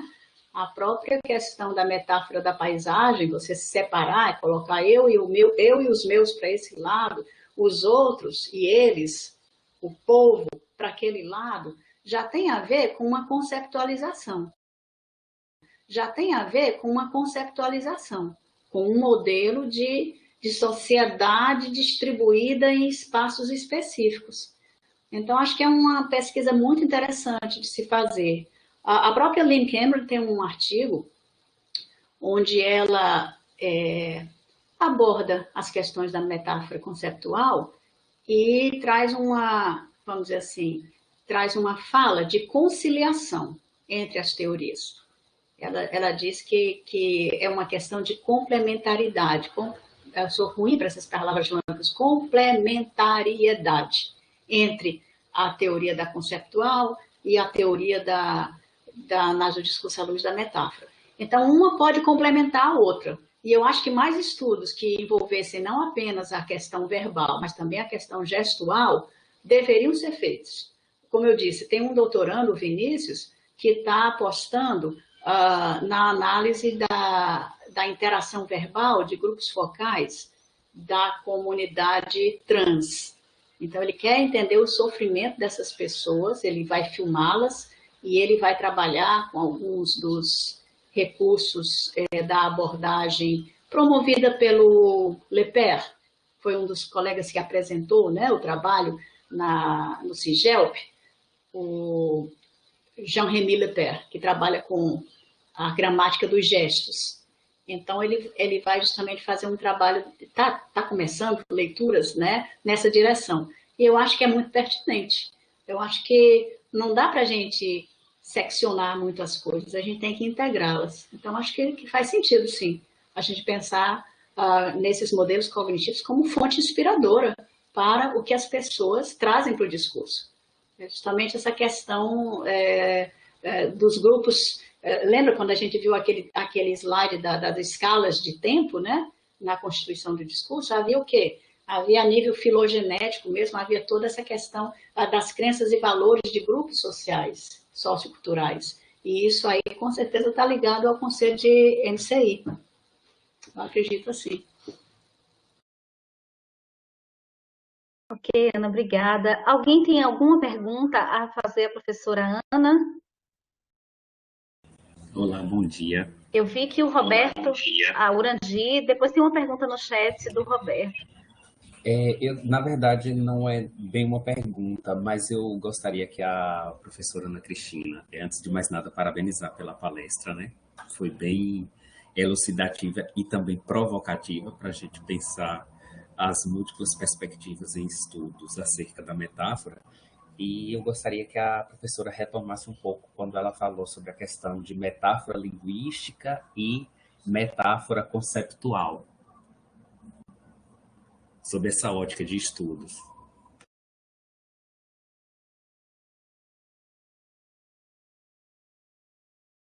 Seu microfone está desligado, Ana. Tá, eu sempre esqueço de ligar. Foi muito boa a pergunta, e eu queria projetar aqui novamente os slides, porque faltaram 1 ou 2 slides, e eu não sei porquê, não sei se no carregamento eles sumiram, mas o fato é que eu queria tentar localizá-los de novo aqui. Então, aguardem só um instantinho, que eu vou... Ai, meu Deus, por que agora não está aparecendo para mim? Espera só um pouquinho. Ariadne, aquela função de mover o slide não aparece mais. Por quê? Só um minutinho que eu vou ver se você está como apresentadora. Tá bom. Tá bom.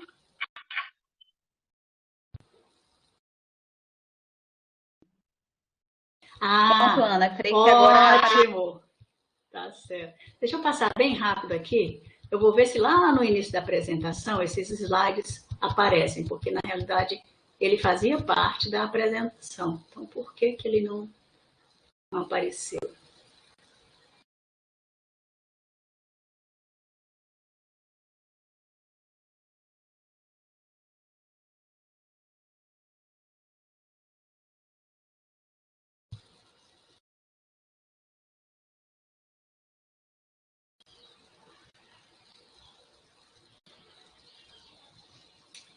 Pronto.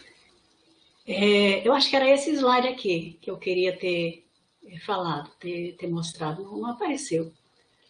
Então, a tua pergunta era sobre a diferença entre metáfora linguística e metáfora conceptual, não é isso? Isso mesmo. Certo.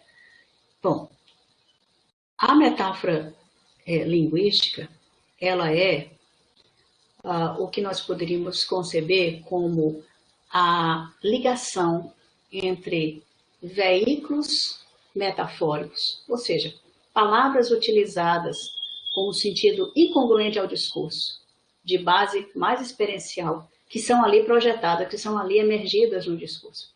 E um tópico, que pode vir explícito naquela interação, ou pode estar sendo trabalhado em termos implícitos, pelos proponentes ali daquelas falas na interação social. Então, é isso que a Lynn Cameron chama, e o que eu também aceito, como metáfora linguística. Então, essa relação entre os veículos metafóricos que dinamicamente emergem no discurso são repetidos, são expandidos, são explicados, são relexicalizados, são as várias maneiras como esses veículos evoluem no discurso. E os tópicos referidos por esses veículos, né? Então, por exemplo, quando a pessoa diz o medo de estar fora de casa, esse estar fora, em oposição a dentro, até mesmo relação de contiguidade dentro e fora, metonímica, né?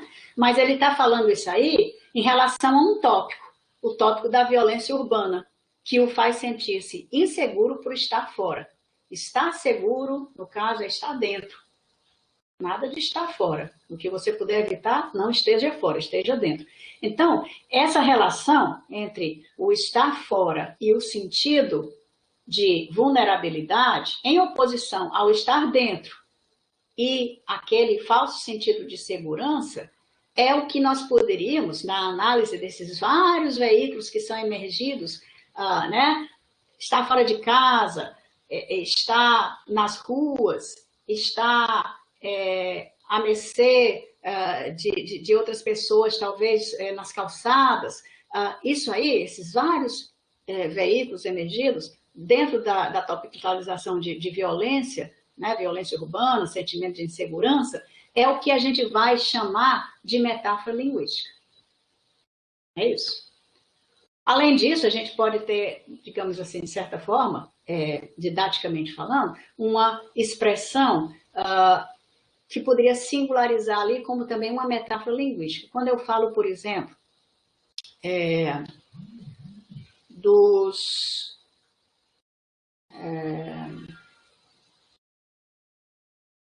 deixa eu ver aqui. Eu usei os caracóis dos seus cabelos. Então, caracóis é algo que a gente não encontra em cabelos humanos. Então, se a gente está falando em caracóis e cabelos, esses caracóis devem ser o quê? Um veículo metafórico para alguma coisa que a gente está querendo expressar. Talvez, sei lá, a atitude mais, né, diferenciada em termos de outras pessoas, mais pensante e tal, tá certo? Debaixo dos caracóis dos seus cabelos, uma história para contar de um mundo tão distante. Está trazendo o quê? A nostalgia aí. Então, essa relação aí, caracóis, com esse outro campo semântico de nostalgia, é o que a gente poderia chamar de uma metáfora linguística. É isso. Já a metáfora conceptual, concebida à luz da análise do discurso que favorece a metáfora, análise do discurso à luz da metáfora, eu gostaria de ler esse slide 7. Olha o que é que diz aqui.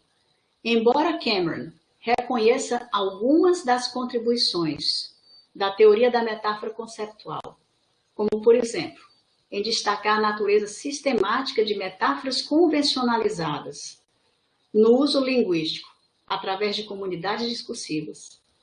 Por exemplo, se falar sobre saúde, se falar sobre o mercado financeiro em termos de saúde, ou, né, outras mais que a gente poderia pensar. Na ADM, a teoria de Lakoff e Johnson é aceita apenas como uma fonte de inspiração, mas não necessariamente como a verdade ou a única base para a teorização sobre metáforas. Então, é isso. Se aceita essa sistematicidade cognitiva que faz com que um domínio seja conceptualizado em termos de outro, mas se rejeita essa questão da unilateralidade das relações mapeadas entre domínios, né? Até a gente vê essa dinâmica mesmo quando a gente fala, por exemplo, o amor. O amor pode ser o quê? O amor pode ser concebido como viagem, mas ele pode também ser concebido como chama, mas ele pode ser concebido também como um jogo, ele pode ser concebido como, sei lá mais o quê. Há várias maneiras de se conceptualizar o amor. Então, a gente não pode só falar num determinado número de mapeamentos que estariam incidindo sobre a metáfora. Há outros tipos de metáforas, metáforas de imagem, metáforas de semelhança, as metáforas novas, que são aquelas que emergem a partir da interação dinâmica de pessoas com determinados propósitos comunicacionais, né? Algumas metáforas específicas de determinadas comunidades. E a gente não pode atrelar sempre essa questão da metáfora ao mapeamento. Na realidade, segundo a Aline, né, ela aceita essa teoria como uma teoria que complementa os estudos da análise do discurso à luz da metáfora. Metáfora é uma inspiração, mas não é a única base para a teorização sobre as metáforas. Essa é a posição daqueles que aderem à análise do discurso à luz da metáfora. Respondi sua pergunta? Sim, professora, muito obrigado. Nada. Claro. Tá bom. Roberto? Ana, o Roberto disse que você já respondeu. Ele disse que você já respondeu. Agora tem uma pergunta da Evani. Evani, você pode ligar seu microfone? Deixa eu ver aqui.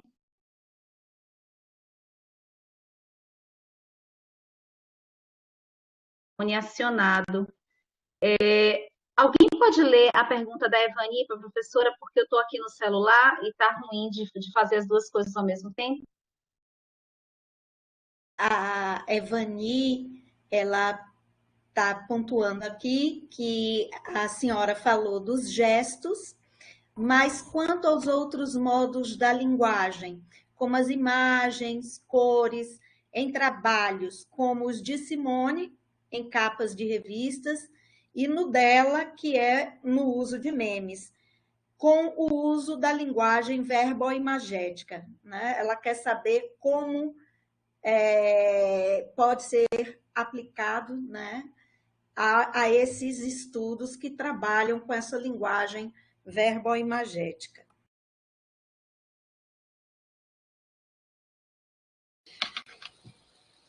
Olha, eu acho que para estudar a questão dos memes, também essa questão de cores e de outros recursos imagéticos, talvez a saída não seja enveredar pela análise do discurso à luz da metáfora, porque o foco primordial dessa análise é a imersão de veículos metafóricos na fala. Então, nesse caso, eu acredito que você deveria, talvez, apostar mais nas questões ligadas, por exemplo, às teorias de base mesmo, cognitiva, né? Por exemplo, como a teoria dos modelos cognitivos, né? Esse é o meu entender, porque, na realidade, o objeto de estudo da análise do discurso à luz da metáfora é a fala. Agora, em consonância com isso, eu me posiciono a favor também de uma análise mais completa que procure unir a fala à gesticulação, né? A questão do posicionamento corporal, daquele que fala, daquele que escuta. Eu acho que isso iria enriquecer a pesquisa. Agora, trabalhar imagens estáticas, que fazem uso de recursos como uso de cores, uso talvez de tamanho diferenciados de fonte, né? Tamanho de letra, no caso, e os memes, eu acho que aí talvez a gente esteja saindo do âmbito da teoria da análise do discurso à luz da metáfora e encontre um respaldo melhor dentro de uma teoria como a teoria dos MCI. Essa é a minha opinião. Eu acredito que seja bastante viável eu dizer isso.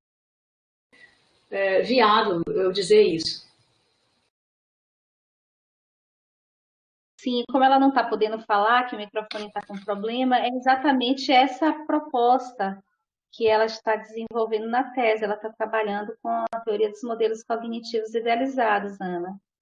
Veja aí que as ideias, elas acabam se em confluência, né? Gente, alguém mais tem alguma pergunta para a professora Ana? Oi, Ana. Eu estou vendo aqui que a Janete colocou aqui uma explicação. Diz que a música Os Caracóis dos Seus Cabelos foi uma música do Roberto Carlos que ele fez para o Caetano Veloso quando ele estava exilado. Olha aí, tá certo? Uhum. Isso. Acho que a Josefa tem uma pergunta. Sim, Josefa, ou não?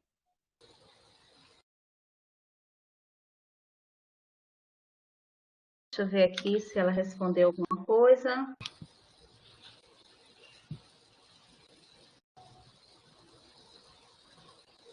Está digitando. O Roberto queria saber o nome do autor que trabalha com a gramática visual dos gestos. É o Jean-Remy Lepers. Vou colocar aqui.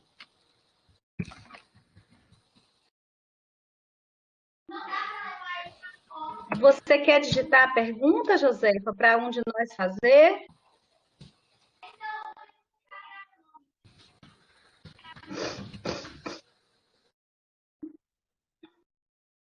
Universidade de... Depois que a Josefa perguntar, eu vou fazer... Alguém mais, se quiser se inscrever, se inscreve agora, que depois eu vou encerrar as inscrições, ok?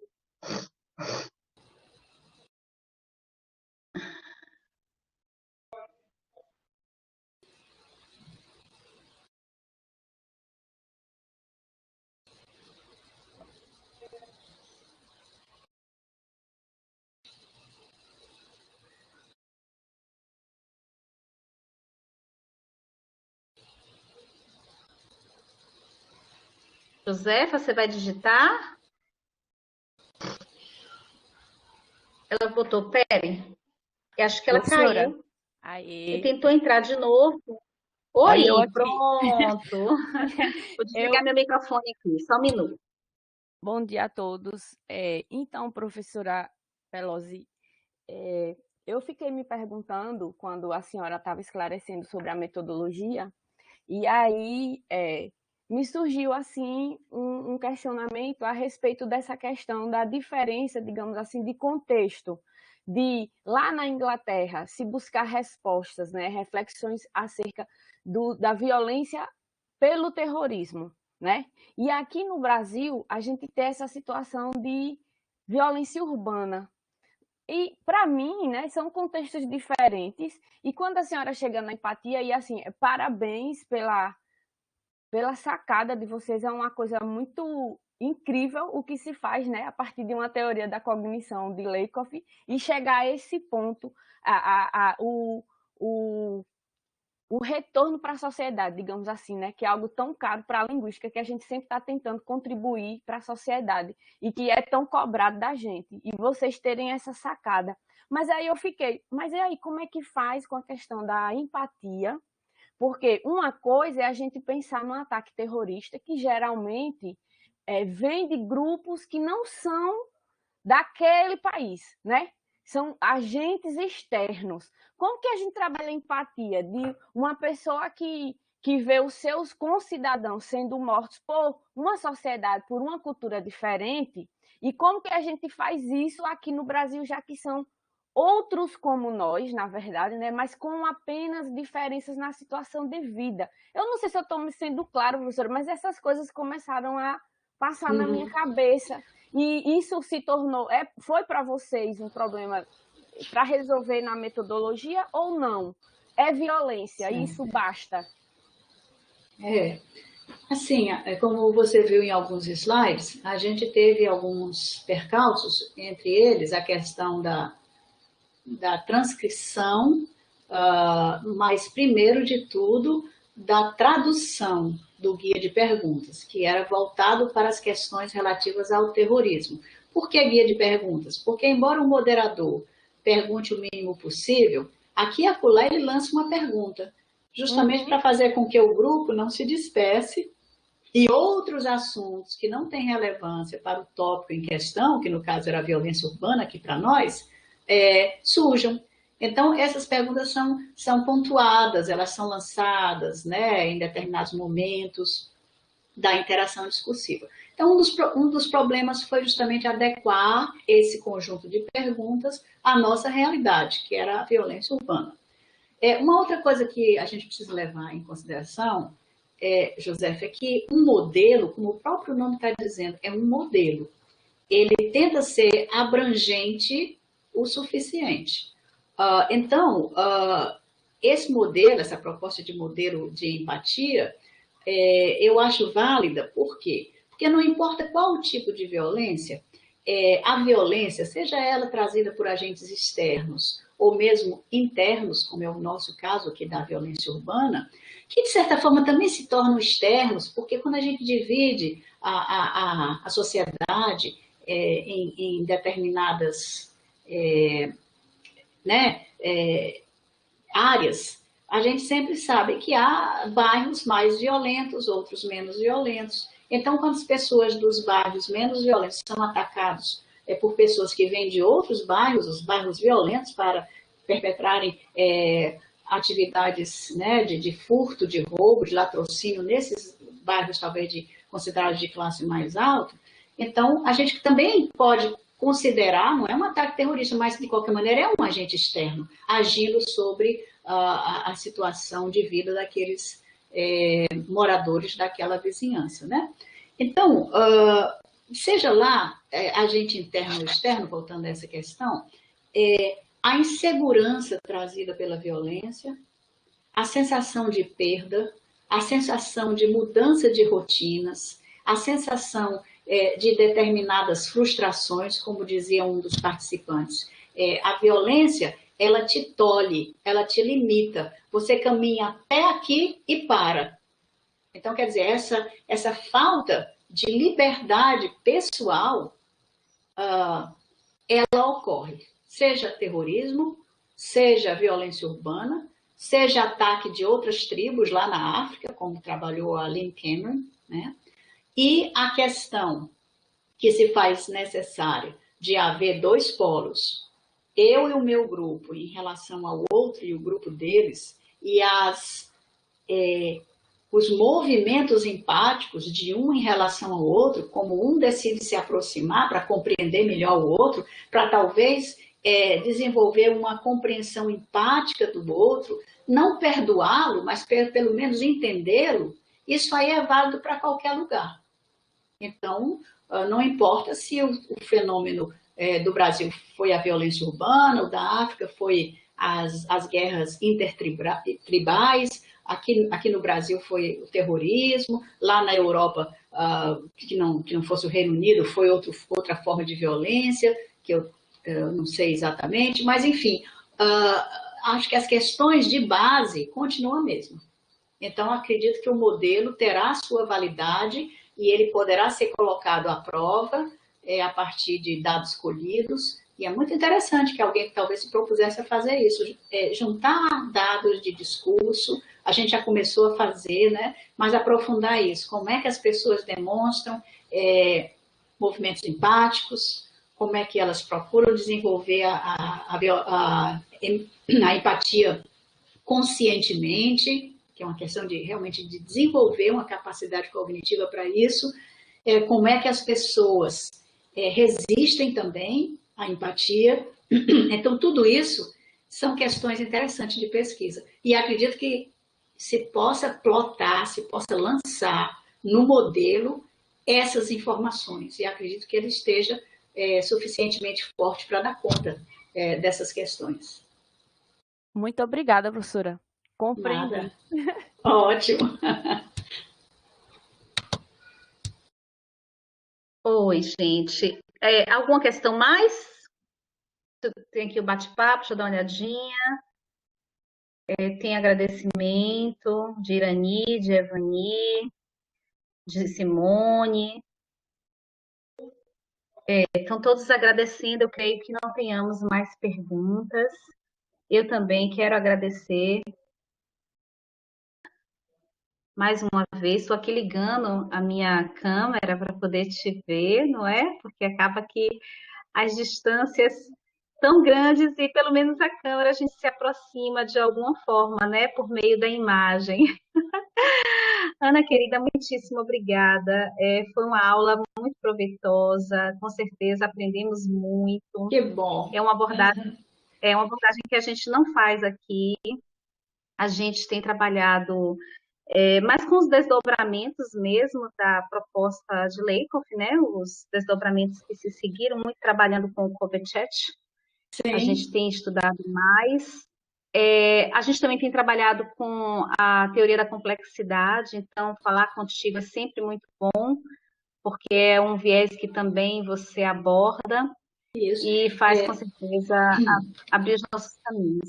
Ariadne, eu não sei se você vai ter mais aulas na sua disciplina, mas, assim, eu lanço aqui, e isso aí, independente de ter falado com ele, eu lanço aqui a possibilidade do Antenor falar sobre as nossas pesquisas mais recentes, quando a gente está enfocando o papel dos atratores na imersão da metáfora sistemática, muito focada na questão da análise voltada para os sistemas adaptativos complexos. Se você, né, depois pensar que tem ainda um espaço e quiser convidá-lo, não estou dizendo nada para ele, acho que ele aceitaria. Ele está fazendo pós-doc comigo.